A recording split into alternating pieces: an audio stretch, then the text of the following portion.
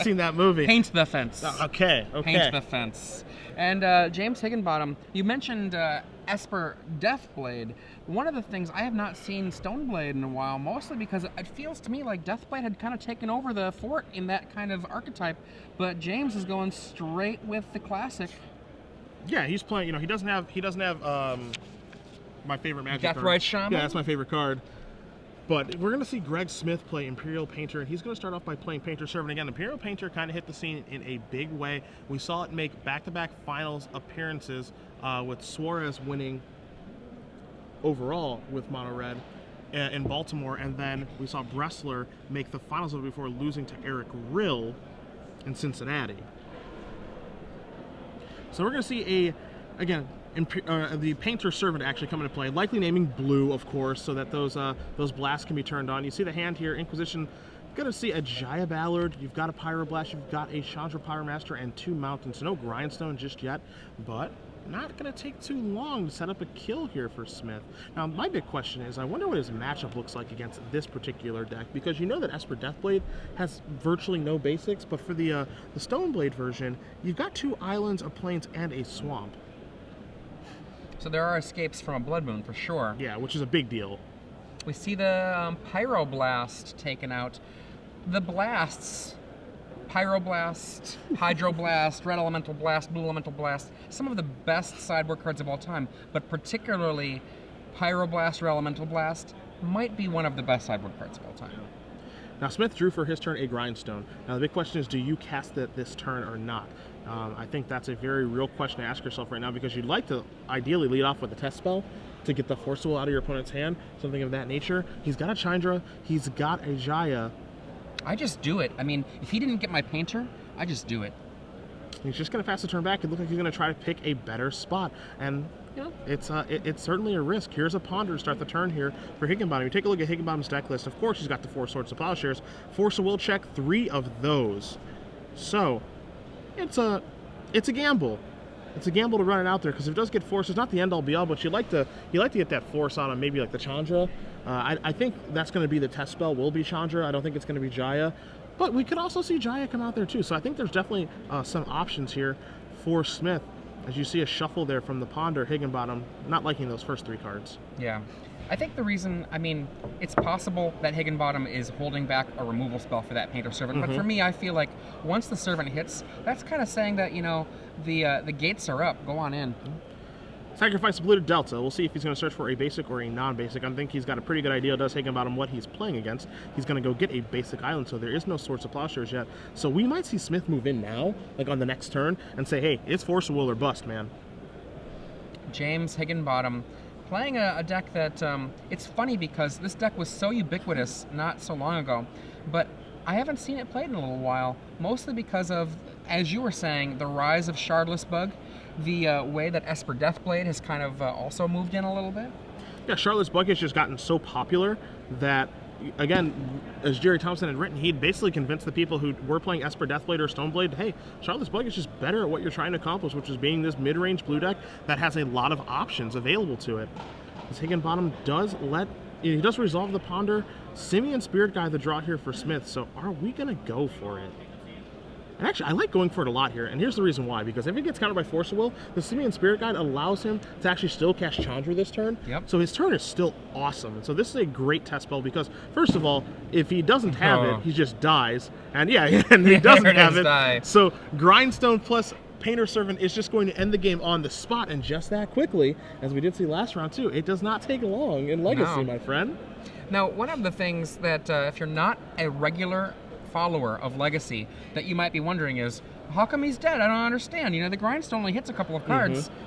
Imperial Painter doesn't just make all of the, I should say Painter Servant, does not just make all of the cards in play the same color. It makes all of the cards anywhere the same color. And as a result, since everything is blue, Grindstone, when you hit the Grindstone, it'll just keep on triggering and keep on triggering and keep on triggering, and unless there's somebody like an Emrakul hanging around, that'll do her. So we're going to see both players go to the sideboard, and that's where we're going to go as well. We'll start with James Higginbottom, which is where I will begin to see what he can do to fix things up in this particular matchup. 1 Massacre. He's also got 1 Sword of Feast and Famine, a Flusterstorm, a Disenchant, 2 Supreme Verdicts, 3 Surgical Extraction, 3 Meddling Mage, a Vindicated Duress, and an Engineered Explosive. So we'll go 1 by 1 very quickly. Your Massacre not going to be great in this particular matchup. Sword and Feast and Famine could be okay. What's going to end up happening is Painter Servant is going to come in, it's going to make everything blue, so it actually having protections from green and black is not going to be terribly relevant, but the fact that there could be some discarding and untapping of mana could be okay. So we'll see if that does come in. Flusterstorm, don't like in this matchup, not going to counter the relevant cards. Disenchant, obviously love. It's an artifact-based combo deck. You've got 2 copies of Supreme Verdict, not so much. Surgical Extractions, again, not so much. Meddling Mage, kind of interesting. What do you name there? You're playing against a deck that has, and we'll go over Smith's deck list in a minute here, but are you playing against a deck that has main deck Red Blast to be able to take care of Meddling Mage. So how powerful is that card going to be? What do you name? It can be blown up by a bevy of 1 mana instants. 1 Vindicate, meh, kind of slow. Same thing can be said for Engineered Explosives, but you can play Engineered Explosives preemptively on either 1 or 2 to make sure that you don't get comboed out. And then a Singleton Duress, which of course I do like in this matchup where you're playing against a deck that has Blood Moon and Grindstone and all that good stuff. So a lot of good options here for Higginbottom as we move over to Smith's side. Yeah. And just quickly before we do move over, I really like the Engineered Explosives. If you get 2 basics out, you can go to 3 and blow up a Blood Moon. Yeah, you make a very good point. Yep. Now, with the other side of the table is Greg Smith. You know, if it's not enough that he has 3 Pyroblast, 3 Red Elemental Blast main, he's got 1 more of each in the sideboard. I would be expecting those to come in against a Force of Will deck. In addition, his other cards are Magus of the Moon, another reasonable card to bring in, Manic Vandal, Phyrexian Revoker, Thorn of Amethyst, Ratchet Bomb, and Ensnaring Bridge. I think he's just going to bring in the blasts, go up to 8 blasts, bring in the Magus of the Moon, and then after that, I'd probably stop right there. Okay. Well, Smith got an easy one game 1. Just presented a turn 1 Painter Servant named Blue. Turn 3, it's time to go for broke with a Grindstone. It did work out. No Force Will from Higginbottom. Did not have white mana for Swords of Plowshares to be able to break it up. So for Higginbottom, he's going to have to win 2 here. And he's against a deck that can be a little bit troublesome. Again, he's a 3-color deck. He does have basics, 4 of them in 2 island, 1 plane, 1 swamp. But Blood Moon can still just be the end-all, be-all.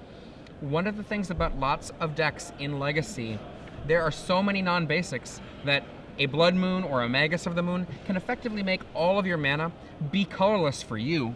I mean, sure, they make red, but if you don't actually have any red symbols in your deck, you can sit there helpless with your whatever you have, your Tarmogoyfs, you know, or in this case, your Stoneforge Mystics, just sitting, waiting, hoping to draw one of your rare basic lands in your deck.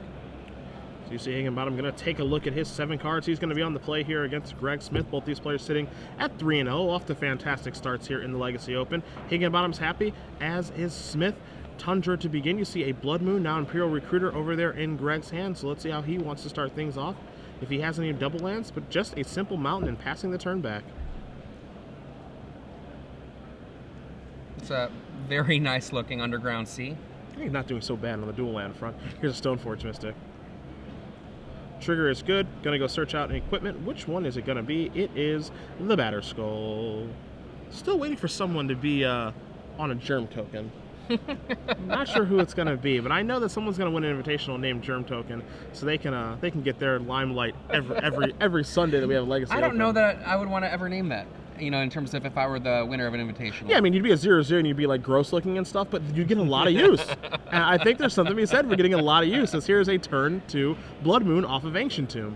Does this resolve? It does. Wow, that Stoneforge Mystic, unless James Higginbottom... Nope, that's not a Plains. Nope. Unless James Higginbottom has a Plains, that Batterskull is going to be stranded in hand until he can find 5 mana to cast it the fairway. Here comes the Squire. 1/2. And he's got triple red mana, nothing else, and you know he doesn't have a Force of Will, so likely he has almost nothing he can do in his hand outside of that Batterskull. SCG Smith is going to play a mountain. Maybe he'll play an Imperial Recruiter this turn, search for the Painter Servant, or is he going to go with a Phyrexian Revoker as he slides some of his mana over? His main deck includes 1 Phyrexian Revoker and another Revoker in the board, a reasonable answer to a card like Stoneforge Mystic or perhaps Umezawa's Jitte. That's going to cost 3. Yeah, that's going to cost 3. And you see the players are going to make sure, because that Ancient Tomb, it's a mountain now. It is not an Ancient Tomb. So, triple the mana. He's got it. It looks like he's going to go searching for a Painter Servant. You do see Imperial Recruiter on the screen. That card, it's not a cheap one. No, it's not. I know when it first was brought into decks, I was thinking to myself, well, you know, if I wanted to play that deck, that'd be a couple months rent for me. Yeah. Cheap on Magic Online, expensive IRL. That's for sure. So the Recruiter's going to start out a Painter's Servant, so Smith is going to try to start assembling the combo here. In comes the Stoneforge Mystic. Recruiter is just a 1-1, where Stoneforge is a 1-2. So no blocks, unsurprisingly. See if Higginbottom has a good follow-up play. You see that he's just all on red mana. Yet again, nothing he can do with those dual lands. Just going to pass the turn back. You just have to be a little bit wary of Forcible right now if you're Smith. And Smith's draw step for the turn is a Thorn of Amethyst. Thorn of Amethyst makes non-creature spells cost 1 more. It's pretty cheap too. It only costs 2 mana. Great card against a deck like Storm, and it definitely has reasonable uses against a deck that's going to be using Brainstorm, Force of Will, and other such cards. Smith going to get in the red zone with this Imperial Recruiter. Not going to beat most people by damage, but you never know what's going to happen. Might as well get that damage in just in case. Here's Painter's Servant. There is a Thorn of Amethyst, so that's going to come into play. Shields are down now for Smith, so the Painter could be targeted by something. Not quite sure what, but again, he doesn't have access to the Red Elemental Blast right now with the mana to cast it, unless he's sandbagging a Simian Spirit Guide. But even then, it would cost 1 more. It's true. James Higginbottom, let's say he had drawn that 5th land, he still couldn't have cast that Batterskull because the Thorn would say no. So let's take a look-see here. He's got a blast in his hand. He's got... It looks like he just drew another Recruiter, so let's see what he's going to go tutoring up. Let's see. Yeah, and he's got a Spellskite in this deck, I would assume. Yeah, he's got one of those. One Spellskite. He's got a Jaya as well, which isn't the worst card in the world. Magus of the Moon. He could get additional Painter's Servants. Not sure if he boarded anything in. Has the Revoker in his hand already, does Smith. I mean, it could be a Simian Spirit Guide if he decides he just needs a little bit more mana, but most likely with 5 mana out already, it's going to be some kind of action. I like Jaya, and it looks like Greg is going for the Jaya as well. Jaya in combination with the Painter's Servant means that you can just start activating Jaya's ability, and Jaya herself casts a version of Blast. Sure. To be fair, you like red. I like Jaya. I've played Jaya in a lot of different tournaments. Wow. You like the red cards. Yeah. If you look at this is a Spell Shaper that casts kind of a version of Active Volcano. That's half of Active Volcano. It casts Incinerate. Well, kind of Incinerate. Well, it's Incinerate. Yeah, it's Incinerate. And it casts Inferno. What I like here about the first ability, too, is that, of course, Painter Servant's going to make everything blue, so now you can start kind of going, like, land destruction mode if you want to. Yeah, you can get a little bit creative there with the Jaya. Yeah, Jaya is an awesome card. Yeah. Wish it would have saw more play during its standard run. Yeah. I think I was the only one that played it in Hollywood. So Higginbottom is in the old rock and a hard place right now because it looks like we're going to go to his discard step. And we are, and he's going to discard, it looks like Jace the Mind Sculptor, and pass the turn back. Jace is another reasonable card to revoke. Yep. Yeah. Ancient Tomb the draw here, so Ancient Mountain, actually. Ancient Mountain Tomb. Yeah, that's actually what's going to come into play. So 6 mana right now for Smith. Here comes the Jaya. He can start to go on land destruction mode. This again, destroy any blue permanent, discard a card, of course, be able to do that. Let's see if Smith wants to put that Revoker in play or not. Not sure that it has a lot of use other than being discarded to Jaya for an activation. There's another non-basic for Higginbottom. Again, and this is the reason that you saw Suarez and Bressler be able to go win finals. As here's the Batterskull. It's going to cost 1 more, so I don't think so. That doesn't make it work. Yep. Just because it has a creature attached to it doesn't make it a creature. Yeah. Not quite yet. So for Higginbottom, he's going to have to back up really quickly here. But part of the reason that Suarez and Bressler were able to win the tournament, or Suarez was able to win, Bressler would make the finals, is because of how powerful Blood Moon was. Yeah. And Magus of the Moon. Turning off people's decks, not letting them actually play Magic. A lot of Shardless Bug decks out there. And Shardless Bug, if a Blood Moon resolves in the early turns, they're just dead. Yeah. They can't do anything. Now, James Higginbottom was so excited to drop that Batterskull, but bad news for him. Every single card that Greg Smith draws can be a Stone Rain. Jaya, oh wow. I'm going to take down the Stoneforge Mystic. A little bit surprising there. I mean, I guess maybe he wants to get into the red zone, but he doesn't have to worry about the Stoneforge all that much. I feel like he could go after a land. I mean, Higginbottom has to draw his 1 outer of a Singleton Plains to make that Stoneforge Mystic be relevant. So I would have preferred to take out a land in that situation. I'm with you. I mean, to be fair, he does have a red elemental blast in hand. Yeah. So if he wants to, he can counter the blue Batterskull. That's true. And he's going to play Reflection Invoker. We'll get confirmation on what this card is naming, but basically what Smith can do now is he can just go on the offensive for the rest of the game. As you mentioned, he does have the counterspell there for the Batterskull. Of course, Painter Servant going to be naming blue. Jace is the name. Look at that. Jace is the name with the Revoker, but Higginbottom actually did peel the plains. A long time coming, one of the only basic lands in the deck. There's 1 plains, 1 swamp, 2 islands. And as we have mentioned a couple times too, as Higginbottom looks like he's going to play a Swords to Plowshares. Things just changed. Yeah, I still think that you want to use the Red Elemental Blast to protect your card. Remember, Swords to Plowshares, because the Servant is in play, is currently a blue card. Now, we don't know if Higginbottom has Force Wheel in his hand or not. And it looks like he does. It looks like he's not going to fight over that, at least. We don't know if he does have Force. He's going to untap Will Smith. Untap that Jaya, too. She wants to get active. Grindstone time? Not yet. Just a City of Traders.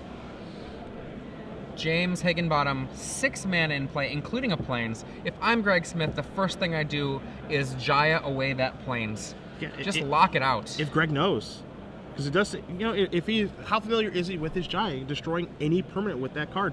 Any blue permanent, and that does classify itself as a blue permanent. He's getting in the red zone, so he does not know that interaction. He's going to come across for 1, 2, 3, 4, 5, 6, 7 points of damage.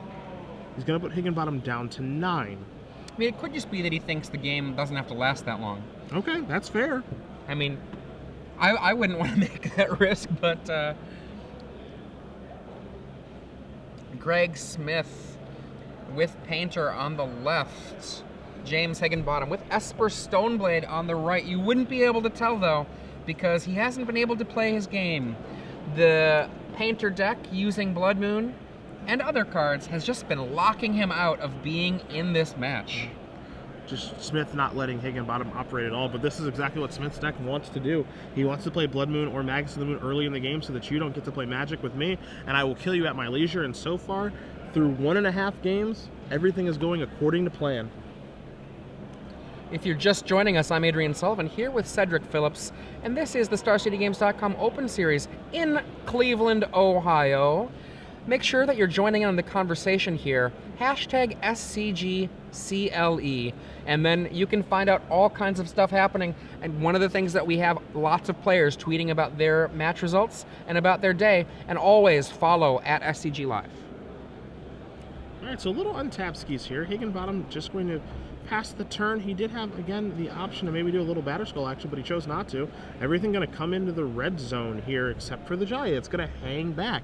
2, 3, 4, 5 is what the attack will be for. So Higginbottom would go down to 4 if all of this damage gets through, but I've got a feeling he has a little something over there.